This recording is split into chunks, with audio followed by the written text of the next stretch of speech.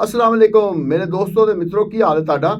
ਅਸੀਂ ਅੱਜ ਗੱਲ ਕਰਾਂਗੇ ਪਾਕਿਸਤਾਨ ਤੇ ਸਊਦੀ ਅਰਬ ਦੇ ਦਰਮਿਆਨ ਜਿਹੜਾ ਮੁਆਹਦਾ ਹੋਇਆ ਹੈ ਇਹਦੇ ਅਸਰਾਤ ਜਿਹੜੇ ਨੇ ਉਹ ਆਲਮੀ ਸਤ੍ਹਾ ਤੇ ਕਿਸ ਤਰ੍ਹਾਂ ਪੈਣੇ ਸ਼ੁਰੂ ਹੋ ਗਏ ਨੇ ਤੇ ਆਲਮੀ ਤਾਕਤਾਂ ਕਿਉਂ ਪਾਕਿਸਤਾਨ ਦੇ ਫੌਰੀ ਤੌਰ ਤੇ ਖਿਲਾਫ ਜਿਹੜੇ ਨਾ ਉਹ ਇੱਕ ਮਹਾਜ਼ ਬਣਾ ਰਹੀਆਂ। ਖਾਸ ਤੌਰ ਤੇ ਜਿਹੜਾ ਇਸਰਾਈਲ ਤੇ ਇੰਡੀਆ ਨੂੰ ਇਸ ਮੁਆਹਦੇ ਦੀ ਵਜ੍ਹਾ ਤੋਂ ਜਿਹੜਾ ਢਿੱਡ 'ਚ ਮਰੋੜ ਫਿਰਦਾ ਪਿਆ ਹੈ और अमरीका तक जो है ना वो ये तो सानू बड़ा गुस्से च नज़र आ रहा है। तो नेटो ममालिक का भी कहना है कि यह तो बड़ा उन्होंने हवाले ना बड़ा काम खराब हो गया है। पाकिस्तान की जी फौज है वो तकरीबन 7 तो 8 लाख है। ये नाल सऊदीया की फौज की तादाद भी तकरीबन 3 लाख के करीब है। तो अगर दोवां फौजां का जो मुआहदा हो गया है कि एक मुल्क के उत्ते हमला दूजे ते भी हमला तो फिर दोवां की जो मिल के फौज होएगी तो इसकी तादाद 10 तो 11 लाख हो गई है। तो पाकिस्तान की जी फौज है वो कोल बड़े जदीद तरीन सतह के मिसाइल मौजूद ने। तो जी सऊदी अरब की फौज है उन्होंने कोल जदीद तरीन एयरफोर्स के जहाज़ मौजूद ने, फाइटर जहाज़ मौजूद ने जिहड़े पाकिस्तान कोल भी नहीं है। तो यह जो दोवें फौजां आपस मिलदियां तो इन्हां दी तादाद फौज की ही जी बहरी बरी तो हवाई फौज की तादाद ही देखो 10-11 लाख तो वध जाती है। इस तो इलावा इन्हां दी एयरफोर्स दे पाकिस्तान की महारत तो जो सऊदी अरब की जदीद जोड़े फाइटर त्यारे आपस में मिलणगे तो इन्हां दी महारत भी जी वो कई गुना बढ़ जाएगी।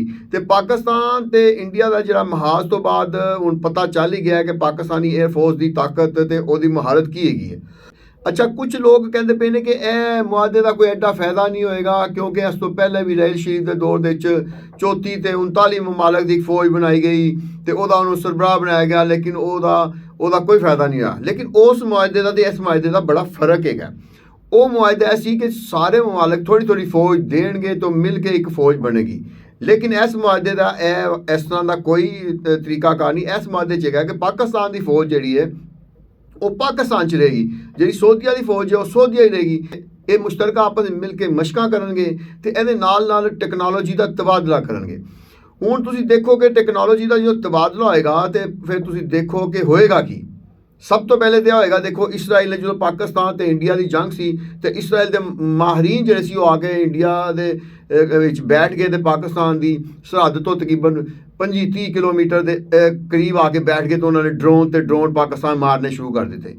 पाकिस्तान ड्रोन गिरांदा रहा जो पता लग्या तो सारे इसराइल के ड्रोन ने।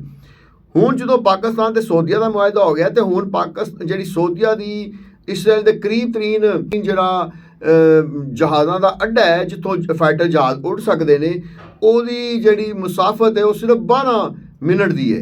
यानी अगर 12 मिनट के उतों पाकिस्तानी माहर पायलट उड़न तो वो 12 मिनट के अंदर इसराइल के उत्ते पहुँच सकते हैं।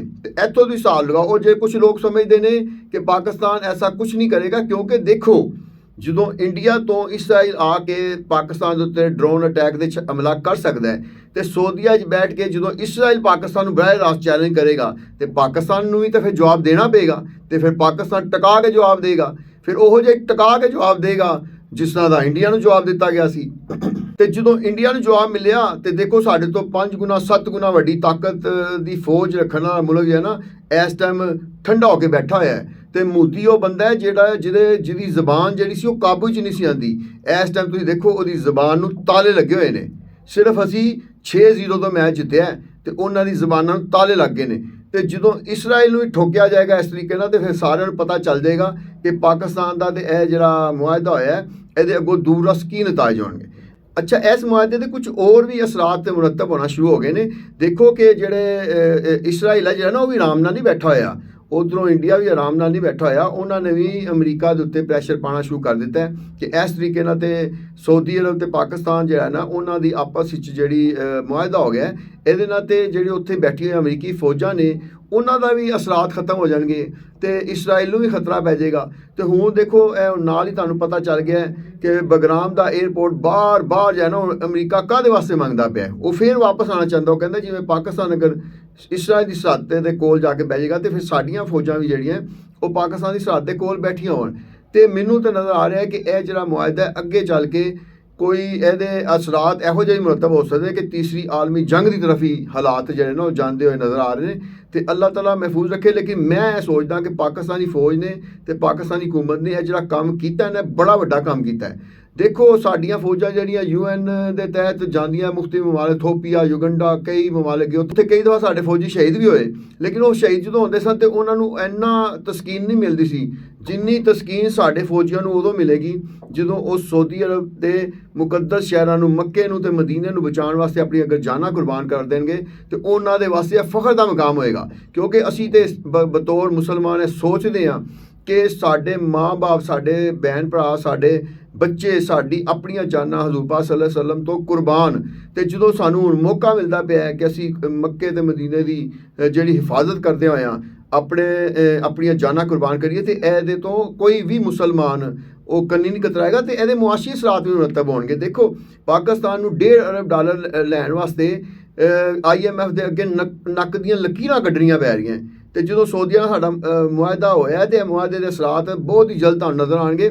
ਇਹ 10 ਤੋਂ 20 ਅਰਬ ਡਾਲਰ ਜਿਹੜਾ ਹੈ ਨਾ ਇਹ ਪਾਕਿਸਤਾਨ ਦੀ ਤਰਫ ਜਿਹੜਾ ਨਾ ਉਹ ਹਰਕਤ ਕਰਨਗੇ, ਕਿਉਂਕਿ ਪਾਕਿਸਤਾਨ ਜਦੋਂ ਉੱਥੇ ਟੈਕਨੋਲੋਜੀ ਪਹੁੰਚਾਏਗਾ, ਪਾਕਿਸਤਾਨੀ ਫੌਜੀ ਜਦੋਂ ਉੱਥੇ ਡਿਊਟੀਆਂ ਦੇਣਗੇ ਤੇ ਫਿਰ ਉਹ ਵੀ ਸਾਨੂੰ ਉਹਦੇ ਮੁਤਬਾਦਲ ਦੇ ਤੌਰ ਤੇ ਜ਼ਰ ਮੁਬਾਦਲਾ ਭੇਜਣਗੇ। ਤੇ ਸਾਨੂੰ ਹੁਣ ਸਿਰਫ ਇਸ ਟਾਈਮ ਸਾਡਾ ਦਫਾ ਤੇ ਅੱਲਾ ਦੇ ਫਜ਼ਲ ਦੇ ਨਾਲ ਕਰਮ ਦੇ ਨਾਲ ਬੜਾ ਮਜ਼ਬੂਤ ਹੈ, ਤਾਂ ਮਈਸ਼ਤ ਨੂੰ ਥੋੜ੍ਹਾ ਜਿਹਾ ਮਜ਼ਬੂਤ ਕਰਨ ਦੀ ਦੇਰ ਹੈ, ਤੇ ਫਿਰ ਪਾਕਿਸਤਾਨ ਮੁਆਸ਼ੀ ਤੌਰ ਤੇ ਵੀ ਮਜ਼ਬੂਤ ਹੋ ਜਾਏਗਾ ਤੇ ਦਫਾਈ ਤੌਰ ਤੇ ਮਜ਼ਬੂਤ ਹੋ ਜਾਏਗਾ। ਤੇ ਫਿਰ ਅਸੀਂ ਇਹੋ ਜਿਹੇ ਜਿਹੜੇ ਇੰਡੀਆ, ਇਸਰਾਈਲ ਤੇ ਇਹਦੇ ਸਮੇਤ ਜਿਹੜੀਆਂ ਦੂਸਰੀਆਂ ਨੈਗੇਟਿਵ ਤਾਕਤਾਂ ਨੇ ਉਹਨਾਂ ਦੀਆਂ ਅੱਖਾਂ 'ਚ ਅੱਖਾਂ ਪਾ ਕੇ ਗੱਲਾਂ ਕਰਾਂਗੇ, ਤੇ ਫਿਰ ਜਿਹੜਾ ਨਾ ਉਹ ਪਾਕਿਸਤਾਨ ਦੀ ਜਿਹੜੀ ਤਰੱਕੀ ਹੈ ਉਹਦੇ ਜਿਹੜੇ ਜ਼ੀਨੇ ਨੇ ਉਹ ਮਜ਼ੀਦ ਤੈਅ ਹੋਣਗੇ। ਉਹ ਮੈਂ ਤੁਹਾਨੂੰ ਇੱਕ ਹੋਰ ਚੀਜ਼ ਦੱਸਦਾ ਕਿ ਇਹ ਸਾਰੇ ਜਿਹੜੇ ਮੁਆਹਦੇ ਨੇ ਇਹਨਾਂ ਦੇ ਪਿੱਛੇ ਚੀਨ ਦੀ ਵੀ ਸਾਨੂੰ ਪੁਸ਼ਤ ਪਨਾਹੀ ਹਾਸਲ ਹੈ, ਜਿਹਦੀ ਵਜ੍ਹਾ ਤੋਂ ਇੰਡੀਆ ਜਿਹੜਾ ਨਾ ਉਹ ਬਹੁਤ ਜ਼ਿਆਦਾ ਜਿਹੜਾ ਨਾ ਉਹ ਸ਼ਰਮਿੰਦਾ ਹੈ। ਤੇ ਇਸ ਟਾਈਮ 2 ਮੁਲਕ ਨੇ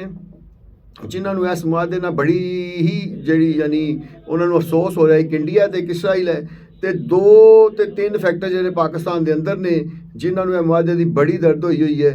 ਇੱਕ ਤੇ TTP ਵਾਲੇ ਨੇ ਤੇ ਇੱਕ ਜਿਹੜੇ ਨੇ BLA ਵਾਲੇ ਨੇ ਜਿਨ੍ਹਾਂ ਨੂੰ ਬੜੀ ਤਕਲੀਫ ਹੋ ਰਹੀ ਹੈ, ਤੇ ਇਸ ਤੋਂ ਇਲਾਵਾ ਕੁਝ ਹੋਰ ਵੀ ਫੈਕਟਰ ਨੇ ਜਿਹੜੇ ਆਪਣੀ ਜ਼ਾਤੀ ਬੁਗਜ਼ ਦੀ ਵਜ੍ਹਾ ਤੋਂ ਇਸ ਮੁਆਹਦੇ ਨੂੰ ਤਨਕੀਦ ਦਾ ਨਿਸ਼ਾਨਾ ਬਣਾ ਰਹੇ ਨੇ।